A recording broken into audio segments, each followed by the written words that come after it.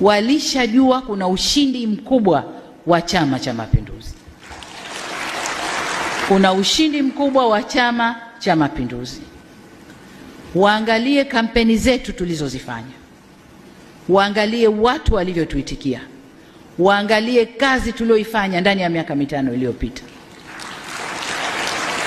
Walijua, na wapinzani wetu walikataa kuingia, hawakuzuiliwa na mtu, walikataa wenyewe kuingia kwa sababu walishajua wasingefanikiwa, walishajua aibu ingewapata kwa kazi iliyofanyika na mwitikio wa wananchi kwa Chama cha Mapinduzi.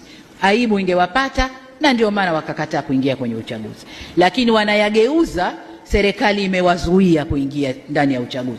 Lini tuliwazuia? Na yafafanua haya, ndugu zangu wazee wa Dar es Salaam, muijue hali halisi. Inawezekana katika vikao huko mnayasema ambayo hamna na taarifa nayo kamili. Hatujawazuia.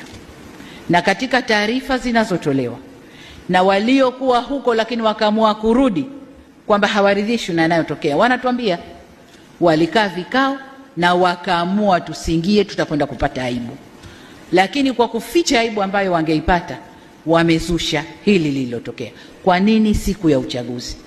Haki gani inadaiwa siku ya uchaguzi? Kama kuna haki yoyote inadaiwa, hakuna siku nyingine, hakuna njia nyingine ya kudai hiyo haki mpaka yafanywe yale yaliyofanywa.